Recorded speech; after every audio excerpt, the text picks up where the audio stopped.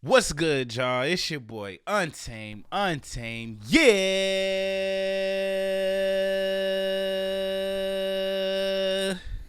boy, coming at you live for another episode of the Man What podcast. Man, what? Man, what? What the fuck is going on? What y'all boys got going on? What you got going on? I'm here with my favorite co-host Khalil Jamal. Yes, sir. You already know it go down every single time we touch this mic. Every time. Come on. I want to take this time out to thank all of our new fans. I want to thank everybody on TikTok, Instagram, Facebook, YouTube. Yes. It's going the fuck down every single time, and I appreciate sir. y'all support. We love y'all. We love it. y'all. We love it. Shout out Gammy. Shout out Gam. Shout out Gam. Shout out Yum This Yum. is her favorite podcast. If you didn't know, but now you do. You feel? You know what I'm talking about? So what's going on, my boy? What you on, man? Man, I'm cooling, man. I'm cooling. It's been How you feeling? I've been good, man. It was Thanksgiving weekend. Thanksgiving weekend. Did you give thanks? You ate good, man? I definitely ate good. Slept good. Oh, yeah, I'm just waking up. I got off work at like 4:30 this morning, so shit, niggas ain't even really get into the rest, cause I ain't go to sleep till like 6. Ah, so. man. But niggas up. Gotta get to sleep a little earlier, bro. Shit, trying to. But yeah, it was Thanksgiving weekend. Chill with the family, ate good, watched the games. Oh yeah. Yeah. Watched some football games. That's what sound. Yeah, it was good though. Good Thanksgiving. Obviously, just being around family, eating good, like the whole regular Thanksgiving shit. Yeah. But yeah, it was a chill weekend, man. Chill weekend. What about you? Man, mine was the same. You know what I mean? Yeah. I'm gonna eat good. It ain't gotta be Thanksgiving. I'm gonna eat good regardless. You feel me? I just got done eating steaks. But yeah, I ate good. For man. shit show. Felt good. Drank good. Everything was lit, bro. Thanksgiving was one of them ones. But what I will say before we move on is, man, I was looking on Instagram. I'm looking on Facebook. And what I will say is, man, let's say about 3-4 years ago, bro, everybody was posting their plates. Yeah. Everybody was posting their fam. Yeah. You know what I mean? It was like a family event. And I feel like this Thanksgiving, man, I'm gonna rename this Thanksgiving StruggleGiving, bro. Because it was giving struggle. A lot of y'all wasn't eating good plates. Yeah. A lot of y'all wasn't with your family. Yeah. And you know what I mean? It was just, man, this was a hard Thanksgiving. You know what I mean? Yeah. So those of y'all who know, man. A lot of y'all was struggling, and this is not a shot at y'all. I'm just saying, like, damn, we fucked up. We fucked up in the U.S., man. We need some new leadership to be able to, have these Thanksgiving dinners and these Christmas gatherings with our family, bruh. A lot of people real. wasn't, a lot of people were struggling. They couldn't travel. A lot of people was, you know what I mean? They wasn't able to get all the food that they was trying to get. Yeah, it was them people on food stamps, y'all was lit. You know what I mean? But us that's not on food stamps, we had to work a little harder to get that meal. You know what it is though? I think a lot of this shit was virtual this year. Like, I seen a lot of people connecting with their families, like, obviously through social media, through FaceTime and shit like that. But I think that's where we're headed. I think that's where a lot of shit is headed, especially with the economy going the way it's going. Like, a lot of people not making as much money. Like, people are utilizing social media to stay in contact and stay connected with their families because flights are too expensive. Gas is too expensive to travel across country. On top of that, you gotta buy food. Like, on top of that, you gotta buy this, that. On top of that, Christmas is coming up. So you gotta think about another holiday coming up. So I think a lot of people just started to utilize virtual, connecting with their families through online sources to really cut costs, man. And it's just like you and that's said. how I felt. That's why I call it struggle giving, man. Yeah, It was giving struggle this Thanksgiving. yeah. And I know a lot of people don't want to talk about it, but man, that's what I seen, bro. I remember 3-4 years ago, my timelines on all socials was flooded with plates, flooded with family pics, and all types of that. And I'm not saying it went away. Like some people was with their families. No, of course. A lot less people really got to celebrate how they used to celebrate. So nah, that's some real. hopefully, That's real shit though. That's real shit with though. this new leadership, man, we get back to being able to do it big how we supposed to. Nah, for sure, or at least do it a little better. Yeah. But like I said, I mean, because I will say I do wish I would have got to see more of my family for Thanksgiving. We kept it real small. It was just really like the immediate family, but yeah, I agree. A lot of people were just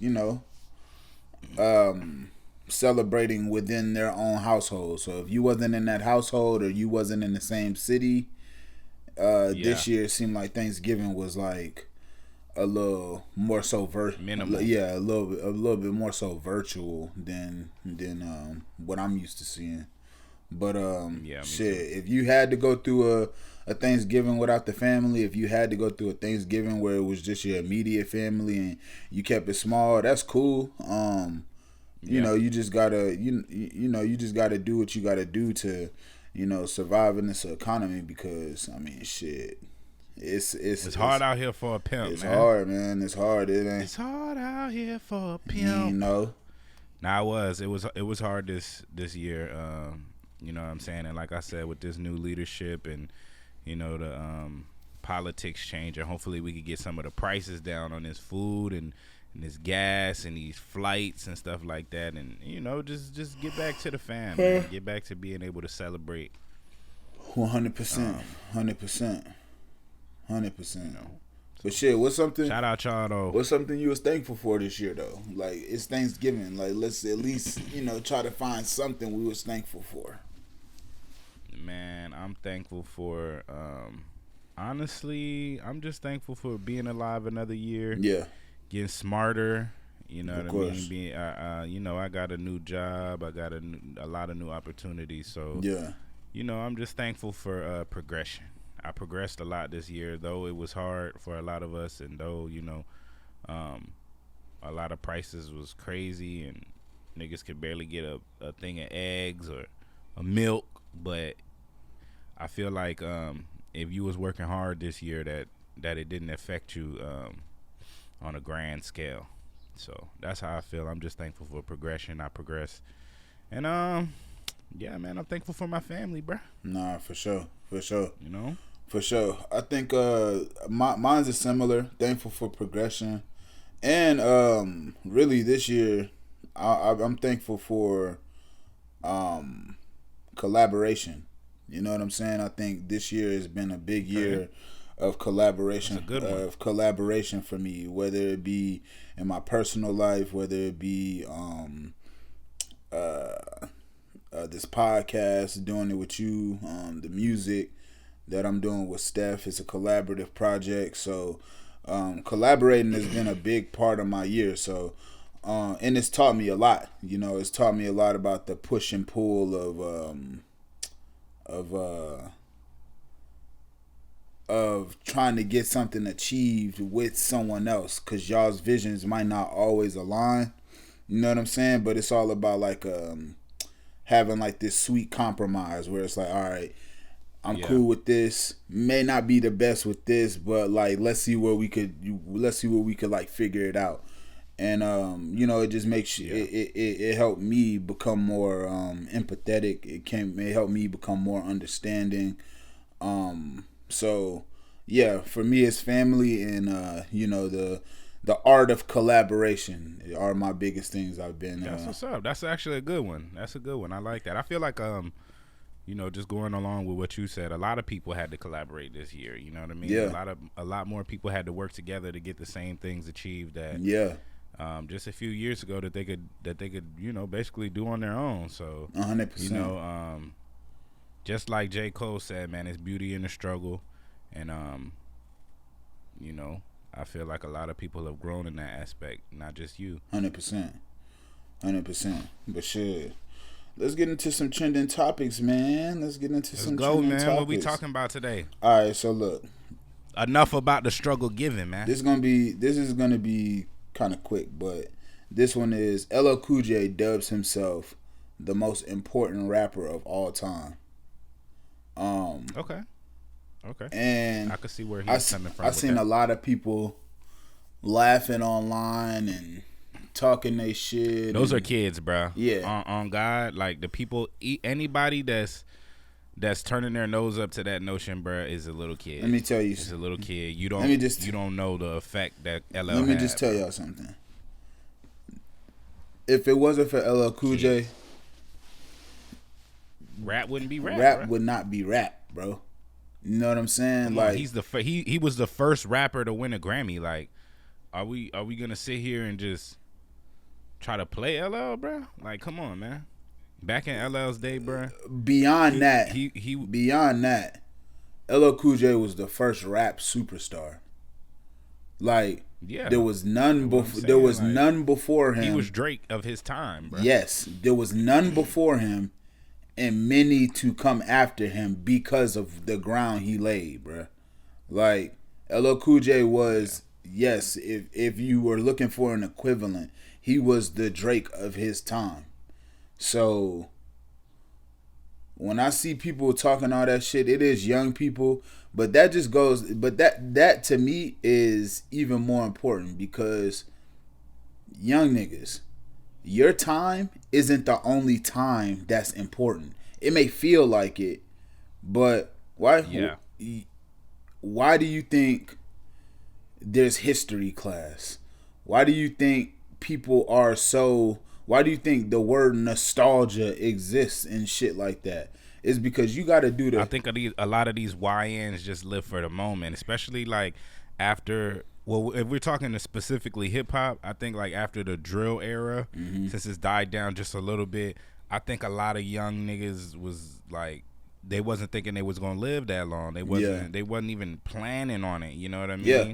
Dead or in jail, so their mindset was cut short. Their mindset is like, man, if it's not happening right now, if it's not something that I seen a week ago or even yesterday, then it's irrelevant. Yeah. And I think that's where a lot of social media is nowadays. They think I think people are so irrelevant. I think numbers and shit have desensitized people to what being a rap superstar actually means.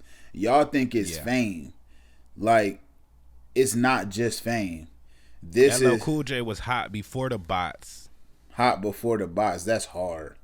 Hot before the bots is hard. Hot before the bots. That's tough. That's the name of this app. That's hot before bots. That's tough as fuck. But look, it's not even just how famous he was or how much records he was able to sell, right? You're talking about somebody who was the forefront of a rap label in a time where corporate didn't believe in rap. So his obstacles were different. You know what I'm saying? So like the things he had to endure were different. They didn't know how to tour this type of act. They didn't know where the money could come from. Like, you know what I'm saying? Like, it's bigger than just, oh, he sold 200,000 first week or 300. Like, this was a new thing when LL Cool J came out. This wasn't like no thing where you just put him into an infrastructure that was already there. Nah, he was there building the pyramids of this shit. You know what I'm saying? Yeah. So, I do agree that LL Cool J is, if not one of the most important rappers of all time. So yeah, man. So when it comes to old nigga that this that, like, yo, you gotta understand, this shit wasn't always the way y'all see it. You got to do the research and see where it came from, and to be able to understand where it is now. So, shout out LL Cool J, man. I know he just dropped the album. Shout out LL, man. Yeah, he dropped the album not too long ago, and he has some shit on there too, man. LL sounding good, man. So, if y'all haven't listened to that, you know, LL Cool J is on your DSPs, which is a new thing too. Like, y'all don't even know that. Like, Spotify was really only a thing since like 2009, nigga, and it really didn't pop until 2015. So, you know. Shout out LL, man. Y'all stop playing with that man, bro. Nah, for sure. And as for stop playing with LL, do your research. Nah, for real. Do your research. Do your homework. Let's start there. Let's start there. But as for somebody else who helped build the pyramids of what rap is today, Diddy denied bond for the fourth. The diddler. Yeah, denied bond for the fourth time. Denied man, bond. He's not getting bond, bro. Why would you let this man up? Like, it just doesn't make any sense. I know it's in the news cycle and stuff, but like, are we really surprised, bro? Did you think that he was gonna have all these allegations of sex trafficking, all these allegations of bullying, and I mean, he's been doing this shit for years. There's so many stories behind Diddy. So why would they let him out? Like, people be acting like these judges and these prosecutors and stuff like that don't have social media. Yeah. They be acting like they haven't heard the stories. Like, come on, man. Yeah. It just doesn't make any sense to let Diddy out. You know what he's gonna do? He's virtually a billionaire. You know what I mean? So he has a lot of reach and too much power to just reign free. After all of this shit goes down. You know what I mean? So, and I feel like he has a lot of people at his disposal, even though they're not all speaking out. I feel like if he does get out, he'll have a lot of people at his disposal to be able to silence people and you know, just help him win this case, which right now seems inevitable that he's gonna lose. Well, the reason why I think Diddy is not being let out on bond is not necessarily because they're trying to conspire to keep him in there or anything like that. It's Diddy's actions while in jail and prior to going to jail. Like, you're a billionaire, so you have all the resources in the world. So if they feel an inkling of you tampering with evidence, tampering with witnesses, doing this, trying to swing the case in your favor in this way, they have a case going against you, a Fed case. Yeah. You know what I'm saying? So any of this shit could affect the outcome of their case. So they're not going to let you use your resources, especially with somebody with as much money as a Diddy. You know what I'm saying? So if they see you flexing your power, they see you, like, there's been stories that he's low-key running the jail. You know what I'm saying? He got motherfuckers doing them favors and shit. Like, they know. But I think anybody that's rich can acquire that type true of shit. True, but I don't think that's synonymous to Diddy. Nah, but my point is, they see that you've been in jail for less than 2 months, 3 months, and you're already currying favor on the inside. So there's no limit to what you could do on the outside, because your resources, in terms of money, are shit what they could see as limitless to a person without that type of money. You know what I'm saying? Like, he can curry favor in his way in so many different ways on the outside and in the inside. So they looking at it like, oh, well, shit, we gonna keep him in here because shit, if he get out there, he could do a lot. He could fuck up our case. So they gonna keep you put. They're gonna keep you put until it's time to go to trial, and you gonna fight your case like that. Now, whether it's Whether it's inevitable that he's guilty or not, I don't know. I'm still trying to wait until the trial starts to see exactly what they are going to roll out against him. In terms of their case, because it's still kind of been kept quiet, but they're not gonna let him out. You know what I'm saying? They're not.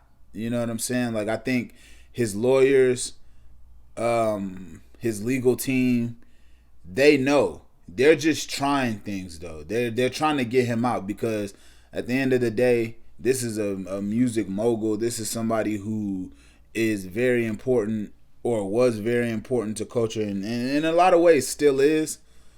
He has a family, so they're gonna try to get him out. Yeah. But I think when you have a Fed case, they not playing them games, bro. They not playing them games, my nigga. They not. Exactly. So, and maybe if this was state, he'll be let out. But since it's Feds, bro, they already have so much evidence that hasn't come out that I think they're like, hell no. Nah. We can't let him out. We can't let him out. You can't. It's stupid. It's crazy to let him out. You'll fuck up your case. Mm-hmm. And with the Young Thug case kind of going the way it did, when the prosecution and the state thought it was going to go a completely different way, I think they not playing with rappers, bro. They not playing with hip hop. You know, they trying to make an example out of anyone they can, bro. Yeah, but they've been doing this. Of course, so but it shouldn't be a shock. That was of course, but the Young Thug case being the most recent one, and him kind of getting off in a way where they thought Thug was gonna be in prison for the rest of his life. You know what I'm saying? But him getting off on probation. And that being the longest running case in Georgia history, I think the cops are like, okay, we can't look like that because they look crazy. Their prosecution looked insane. So when you take a Diddy to case, or take a Diddy to the feds, or when a case like Dirk's happens, I think they're gonna be like, nah, we're gonna play this case very smart. And this is just how we gonna rock, like, because we can't look stupid like that again, you know. So, or we can't look stupid like them, the prosecutors and shit like that. So, yeah, man, Diddy gonna sit, bro. He gonna fight his case from the inside, you know. So, whether y'all think that's fair or not, I do think at this point it don't matter. Like, they got a case. Yep. And this is how they rockin'. It doesn't matter. It don't matter. It really don't matter. But shit, you know, more power to him. Blessings to everyone involved. And Diddy got more lawsuits being filed on him and shit. So apparently he hung a woman from the balcony in Cassie's apartment. It's a lot of shit going on. It's a lot of shit going on. Same way that he hung Wale over that balcony. It's a lot of shit going on. That boy had Wale feet dangling. All you seen is Nikes. Nike boots.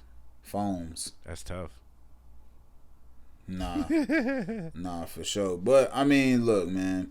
Moving past that, there is more Drake UMG beef. Academics was on live just basically explaining the whole thing, going off about how, you know, he actually has a little fear for Drake. You know what I mean? Meaning, like, you know, you going up against a big machine like this, you know, things could start to come out about you. And he was just basically saying that he didn't think it was smart for Drake to engage with Kendrick, especially at this point. There's just too much diminishing returns. And apparently Drake is suing UMG for a certain amount. He's looking to get like, I think they said like $2 billion out of UMG.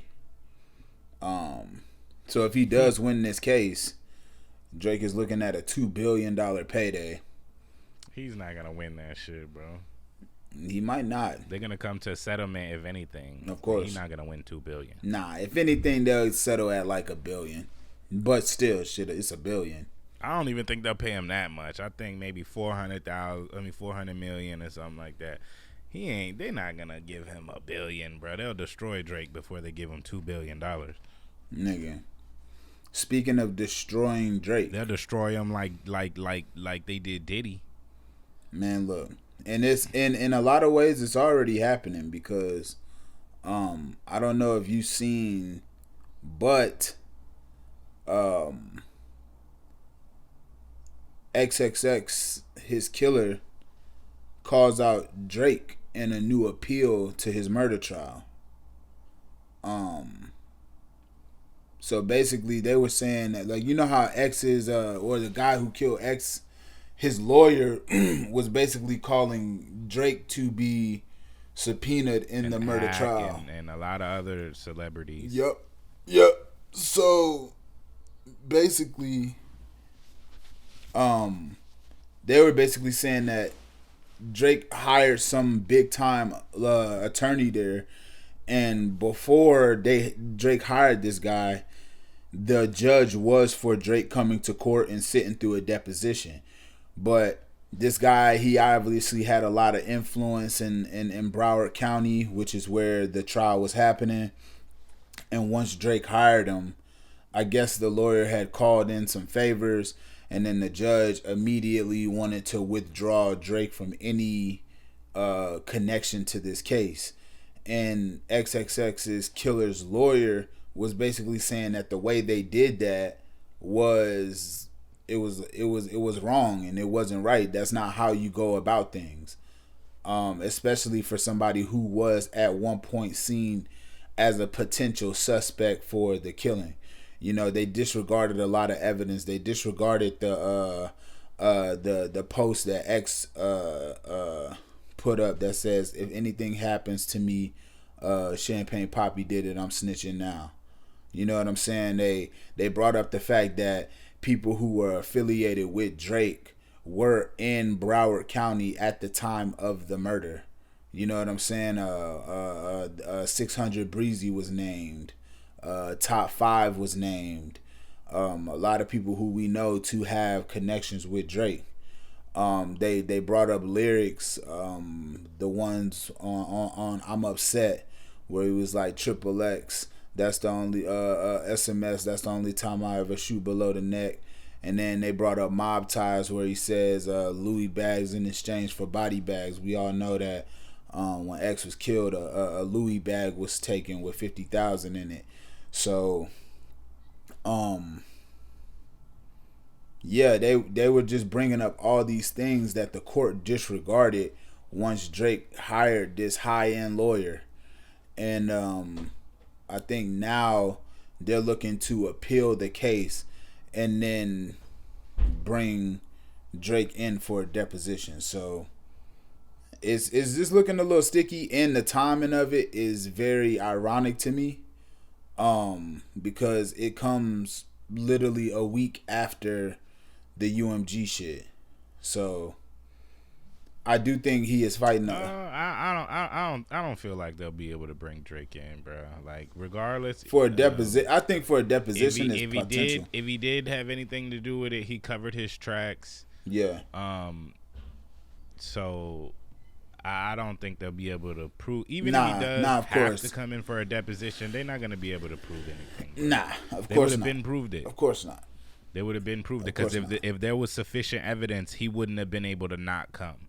Regardless of, you could say, oh, his lawyer did this and that. Of course, it's not right, bro. He's rich as fuck. They do things that's uncanny. But if there was sufficient evidence, then there's no amount of money. Been able to skate. There's no amount of money matter. There's no amount of money that will help you skate if you. Yeah, not in a high profile murder, bro. Hell no. But I don't know. But I think it's just fake news. Well, it's not necessarily fake news. It was on a credible court and law show. So I'm talking about as far as like from the lawyer and the guy who killed XXX. Like they just trying to stir some shit up. Like, it's possible. It's definitely possible. I think if anything, good lawyer, by the way. Yeah, he's just trying to get his client, I guess, a better deal, probably. You know what I'm saying? But his client is still going to jail. It's just shit. You know, if you could get him a little less time, then he's probably like, fuck it. Well, let me obviously get the fame that comes with working this case. On top of that, like, I might actually think that I have a case against said person, so I'm gonna use it to my advantage. But I just think all this shit is the timing of it is very ironic because, again, like I said, this comes a week after the UMG shit. So even if it's not true, I do think that UMG has enough powers to throw smut on somebody's name to the point where the person fighting them, which in this case is Drake, is probably like, all right, let me like back down a little bit, cause and Drake is already bleeding right now, bruh. He is. He already bleeding. He's been hurt. You feel me? And I don't feel like he's gonna get back to that state that he was at, the top of the game, top of the people's mentions, and top of their minds. Like, I don't think he's gonna get back to that. Kendrick sliced him up, man. Yeah, and speaking of Kendrick, #1 album,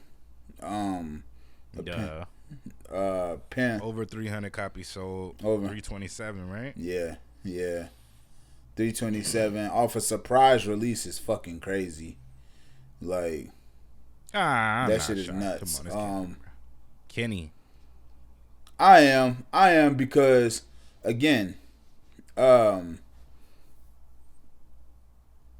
he announced Mr. Morale. You know what I'm saying? He announces his albums. He's not somebody who just randomly drops. Like, that's never been Kendrick. Like, he's always done the proper rollout for his albums, and obviously they've sold what they've sold. Like, they've done good numbers, but the fact that we all woke up at 9 a.m. that day and it was a fucking Kendrick album in our phones, and then the shit goes to sell like 327. I just think that's a testament to just like how great of a year Kendrick has had. You know what I'm saying? Like, I agree. With Not Like Us. And doing by the way, I was did. right, man. I said that his album wouldn't sell more than 400. Yeah. You said 450. I said 450. I think you said like 350 to 395. 375. So you said three. Yeah. So we were both kind of a little off, but you were definitely closer. I thought it was gonna do 450, but I mean, shit. With everybody talking about how this is just a prequel to the album, Yeah, I think his actual album, it'll do better if it's like, just like we talked about last pod, if it's more of a if it's not so West Coast, you know what I mean? Yeah. More of a like an album for everybody, as far as like grabbing the big acts and actually trying to make hit music. I think that it'll sell way more. Yeah, and he didn't really have like a hit off this record. You know what I mean? Yeah, it's a lot of it. This album is like a lot of street records.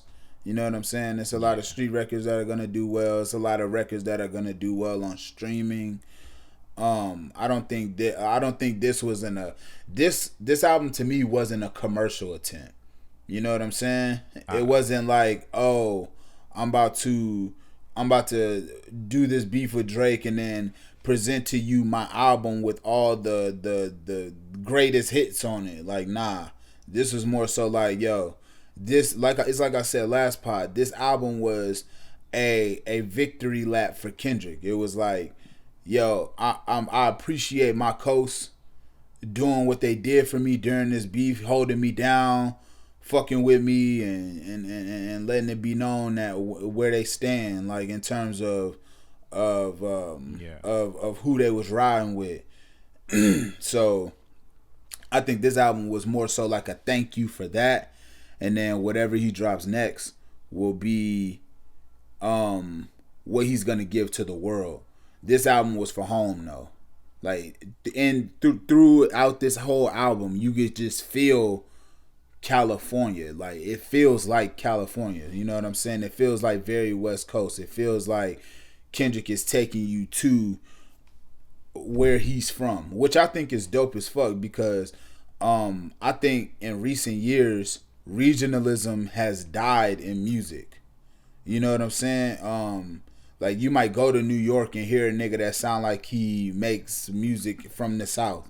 Or you might go to the West and hear a nigga who sounds like he's from the South. Like, a lot of the sound has been Southern because, again, the music business is reactionary, is not necessarily proactive. So if they see something working, then a lot of times they gon' rock with that sound. Or like, you might hear a nigga from the South doing up north drill shit, like the New York drill shit, or you might hear a New York person doing the Chicago drill shit. Like, everything is just in disarray. So to hear somebody from the West Coast make something so West Coast, I feel like that was super, super, super refreshing in terms of music, because it's like, okay, we know who you are, and you're showing us where you're from, and it just feels authentic. You know what I'm saying? It doesn't feel like an attempt to make some shit so everybody likes you. You know what I mean? So I really respect that. And shit, even if he didn't do 400 or 350 or 395, nigga, 327 is still solid ass number. So yeah, that's great. That's great. Especially numbers. When you got niggas like Meek Mill selling 4K. You feel me? Like, it's crazy. Bro, we gotta stop shitting on Meek, man. We gotta stop shitting on It'll Meek, never happen, bro. It'll never happen. We gotta stop shitting on Meek. Like, ass forever, nigga. Man, I'm on his ass forever. Look, man, I still rock with Meek. I still think Meek Meek can make a comeback. And you know what? You know what it is? This year has been a year of not necessarily losses, but I think disappointment for a lot of rappers in that tier below. Ironic wins and losses. Right. It's been a year of disappointment for rappers in the tier under the cream of the crop, like the Drakes, Kendricks, and Coles, and the Tylers. I think and the Travises. I think those in the futures, those people are like solidified, right? But it seems like the Wale's, the Big Sean's, the Meek Mills, this has been a year of disappointment. So for 2025, I'm hoping to see a lot of these guys redeem themselves, because those three guys I named, if we're not naming the cream of the crop, these niggas are hit makers. Meek is a hit maker. Wale is a hit maker. Sean is a hit maker. And I think this year has shown them, okay, it's just gonna have to be more than just the music. Like, just the music won't work this time around. You know what I'm saying? So I do hope we see some new Meek Mill in 2025, some new Wale in 2025, some new Sean in 2025. Because again, man, like, those are rappers with the traditional rap skills that we grew up on.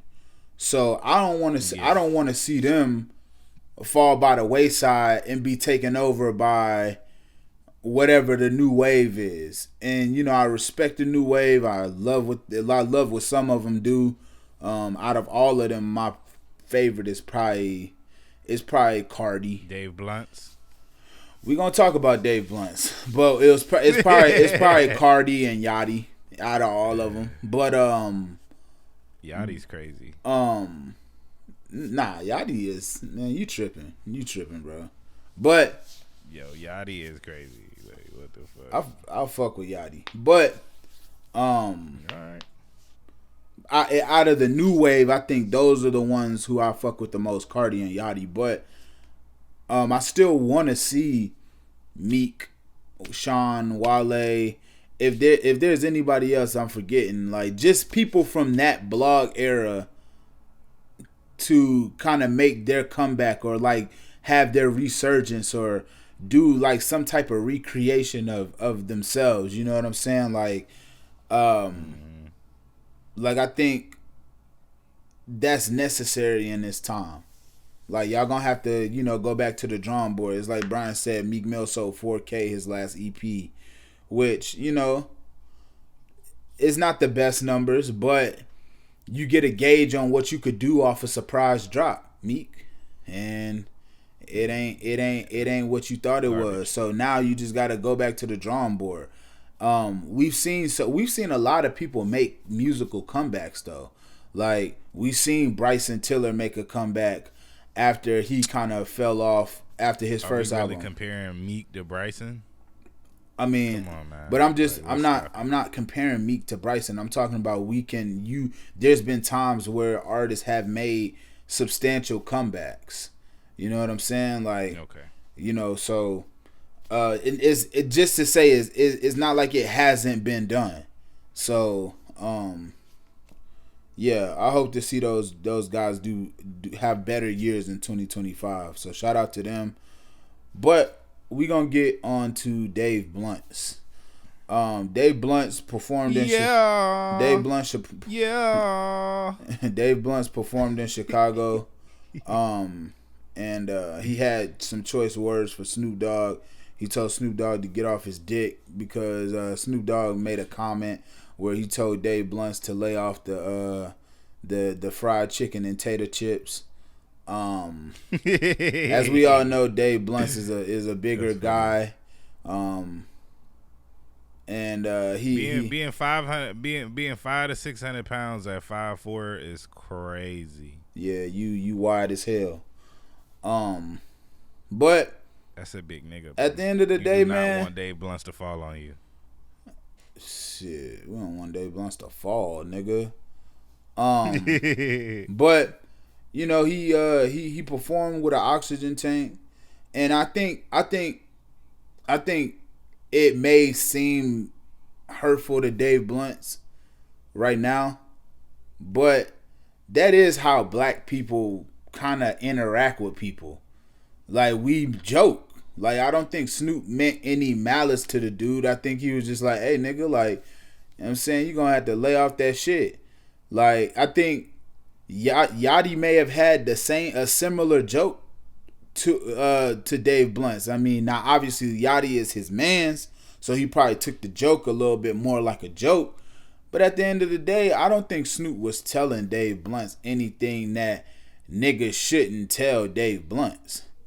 At the end of the day, like, he was just telling them, like, yo, he made it funny, but he was essentially saying, like, hey, yo, nigga, like, take better care of your health, because, like, if you want a elongated career and the path you headed down, nigga, it's not good. Like, you can't even walk around stage. Like, you got to sit down with an oxygen tank and perform. Like, there's no way to sustain this over 10, 20, 30 years like a Snoop has. Like, if you like that. So I think the joke may have been a little harsh, but I don't think Snoop meant any malice behind it. I think Snoop was really just telling them, like, hey, man, prioritize your health. But that's how niggas joke. I think it's just more of the fact that it was Snoop. You know what I mean? I feel like newer acts, they don't want the bigger acts to be making fun of them. They don't, and that's where freedom of speech comes in, right? That's where social media comes in, because you could really say whatever you want, but I feel like the newer acts, they feel like if you're not embracing them, if you're not saying something good or congratulating them, that you're hating. Yeah. And I think that we need to get off of that. We need to get back to the times where we were able to make fun of the fat kid, where we were able to talk about certain things, you know what I mean? Like, everybody's so sensitive, like, bro. Like, you can't, like, this ain't hip hop, bro. That's not hip hop. Not being able to joke on niggas. Like, hip hop started with motherfuckers in the park joking on niggas. Can't bully nobody. You call somebody fat online. This shit started, bro. Like, come on, bro. This shit started with battle rap. Battle rap is literally picking your opponent apart. Like, if niggas can't laugh at you for being like abnormally big, nigga, like, you're just being, I feel like, of course, you're just being sensitive. Like, but at the end of the day, Dave Blunt's may feel like, yo, my life is really in danger, but it's like, bro, like, you gotta make Yeah, well, get off the fucking cup, bro. Put the cup down. Pick the weight up, bro. Yeah. I'm not gonna lie, like he makes decent music, but Yeah. him being morbidly obese like that and then telling people to like fuck off is kind of like, it's being a bit pretentious. Like, you're being a fucking asshole. Nobody can make fun of that you're fat, you know what I mean? And it's like, but you're fat. Like, it's like we can't make fun of the obvious shit anymore. So like, we just gotta fucking accept everybody for who they are. But I mean, that's cool in a sense, but jokes are meant to be jokes, bruh. And if you can't take a fucking joke, then get the fuck off social media. I just think it's weird as hell You're a public figure. For a rapper to be like, hey, don't fat shame me. Do you know how fucking crazy that sounds? But you're fat as fuck though. Like, that's what I don't understand. Like, you're fat as fuck, and you telling people not to talk, or just use it to your advantage. Like, nigga, what did Biggie say? Black and ugly as ever. However, I stay Coogee down to the socks. Motherfuckers used to call Biggie fat, ugly, all this type of shit. But Biggie was a player nigga, bro. And I ain't saying that Dave Blunt's gotta be that, but nigga, adopt some of that charisma and adopt some of that mindset and apply it to your own life. Because at the end of the day, if you're that big, it's gonna be a topic of conversation. Like, Lizzo had to deal with it. Yeah, and mad people had to deal with like it. That's not a part. He acts like that's not a part of his thing. Like, yes, the music is good, the voice is sounds Juice WRLD-esque, but it's more like when you see the full aesthetic of who Dave Blunt is, and you see this big fat dude singing and rapping the way he is, like, it's an image. Yeah. You know what I mean? And that's Yeah. part of your image for now, is like, Yeah. the big fat guy who sounds like Juice WRLD. Like, Yep. So maybe, just like you said, just embrace it instead of. I feel like he's hurt by a lot of this shit though. Like, of course. Emotionally, I feel like it hurts his feelings. But that only comes with being a new act. I feel like once, he's seasoned a bit, like, he'll get used to the comments, and he'll get you because this is a fairly new guy. Like, as far as being viral and having all these people pry into his life and so many people concerned and shit like that. I feel like it does hurt his feelings. Of course. I feel like over time, if he lays off the drugs, that it shouldn't get to him emotionally. Like, like it's doing. But I think, going back to the Snoop thing, I think it's just the fact that Snoop said it. I think that people tell him to lay off the chips and all that shit all the time, but it's just the fact that, like, Snoop Dogg said it. He's like, damn, Snoop, like, you couldn't say anything positive. You couldn't be like, man, I fuck with you and I love your music. But, you know what I mean? It's more like a joking thing, and I don't think that he wants to be the butt of Snoop Dogg's jokes specifically. Nah, I feel that. I definitely feel that. But shout out to Dave Blunt on his journey. I do hope I do hope he starts to prioritize his health, because, again, like you said, he does have a good voice, and I think the music, I'm not a big fan of the music, but I do think the music could get better. Hater. Let's call it what you want, but I do think the music could get better. You know what I'm saying? And I'm not. And I'm coming from the same guy that likes Playboy Cardi, bro. It's the same type of music. No, it's not. It's the same type of music. It's the same. Yeah, it is. It's no, the it's same not. Melody. Yeah, it is. No, it's not. Yes, it is. It's no, literally it's not. the same type of music. Bro, yes, the freestyle that Dave Blunt did on the radar when he was like, I'm a nigger and shit like that, I just don't like that shit, bro. I just think it wasn't a freestyle. It's an actual song. The song is ass to me. Some shit in the kitchen. Yeah, but that's to you, bro. He has millions of fans. That's what but I'm saying. Like, but that's what I'm not speaking to Dave. I'm not speaking to the millions of fans. I'm saying I personally don't enjoy the music. I do think the voice is a talent, and I think the music could get better. Like, that's what I'm saying. Gives a fuck about any negative feedback, and that's what I think. Like, where he was talking about the Snoop Dogg thing. I wish the guy well on his journey.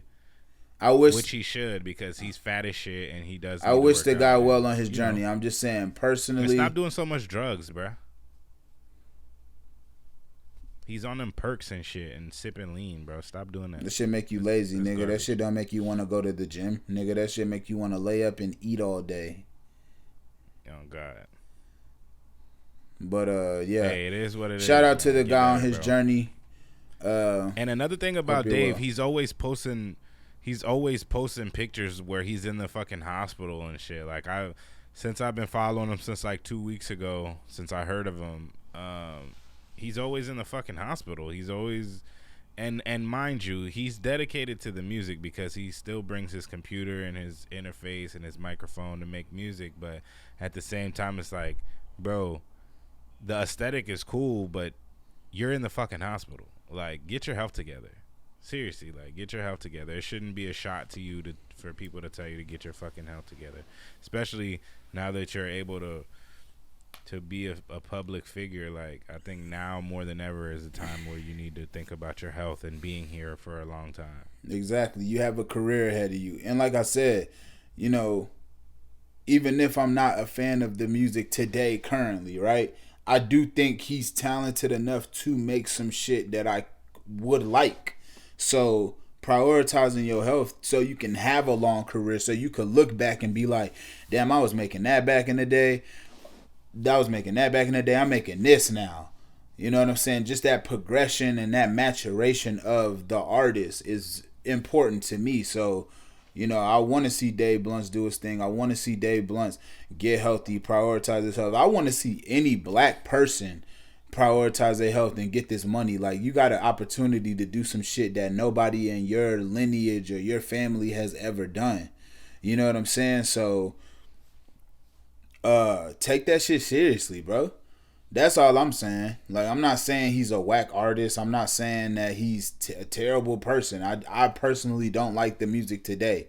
But there's artists whose music I didn't like initially who I've grown to like. So, I do hope Dave Blunts figures it out. I wish him well on his journey. So yeah, shout out. Yeah. Shout out the buddy. Shout out my boy Dave, man. I fuck with it. Last topic before we get out of here. Joe Biden pardons his son for all of his charges. Nigga had, man, fuck Joe Biden, fuck Hunter Biden. You're bugging. Fuck all of them, bro. Nigga, you're bugging. Fuck nigga. them. If my dad is the fucking president, I'm getting pardoned for buying this gun and this coke. Yeah, but it's just not fair, bro. It's just not fair. If you really think about it, it's not fair that he pardoned his son.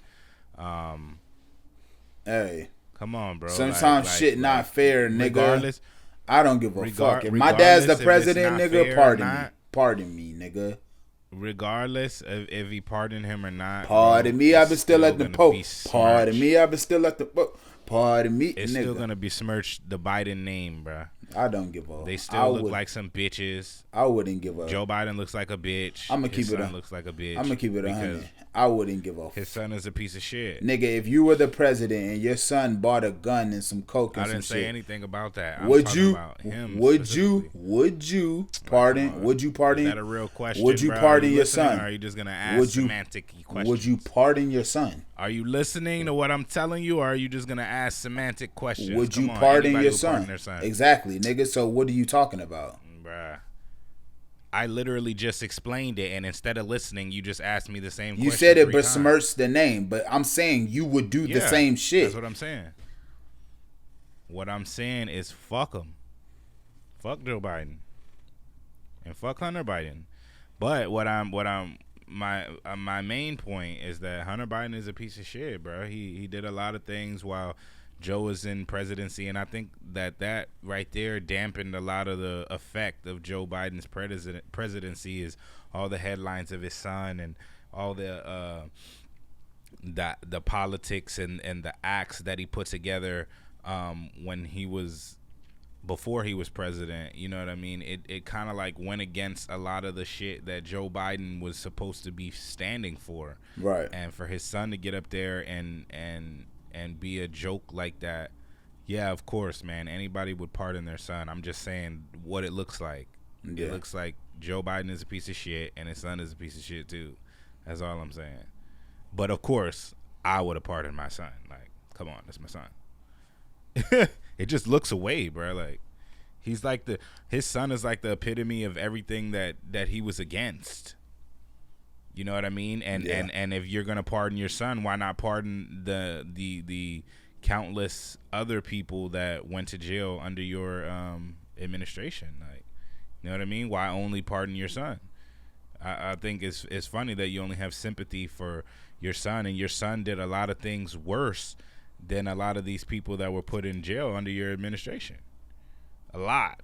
He you know what I'm saying? A lot of people were put in jail for simple drug crimes and things that weren't as serious as Hunter Biden and him, the things that we seen about him online and doing hard drugs and promoting a certain lifestyle that shouldn't be seen from our presidential family, especially during the time when your dad's the president. Yeah, I'm gonna keep it 100. If I'm a piece of shit, it's just not fair. If I'm a piece of shit and my dad's the president, I'm getting off.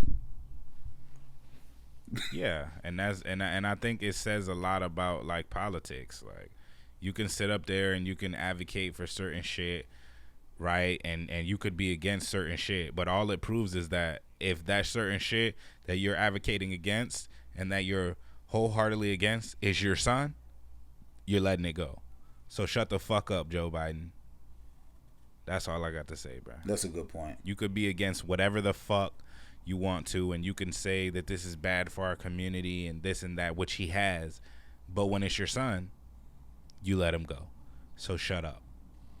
It's only a problem if it's everybody else. But if it's your son, just think about a lot of these moms and these dads that their sons are going to prison for the rest of their lives, or for football numbers, for certain things that Joe Biden was against, and then you see him pardon his son for the same thing. It's a fucking joke, bro. Joe Biden is a joke. And I'm going to end it like that, bro. All right, bro. Take us out of here. Man, you just finished watching another episode of the Man What Podcast. Man, what? Man, what? What? What? What? We hit a lot of topics today, man. It's your boy BP Untamed. I'm here with my favorite co-host, Khalil Jamal. You know it goes down every single week, 2 times a week. Yes, sir. If you made it this far in the program, make sure you click the video to the left or the right. Yes, sir. Continue your journey, man. We got damn near 60 episodes for you to watch, so I'm sure it's something that you can find interesting in there. You know what I mean? Shout out all the TikTok followers. Shout out all the Instagram, everybody on YouTube. We appreciate your continued support. We love you. We love you. Shout out Gam Gam. This is her favorite podcast, man. Like I said, it goes down every single time. Y'all stay tuned in for the next episode of the Man What Podcast. We out.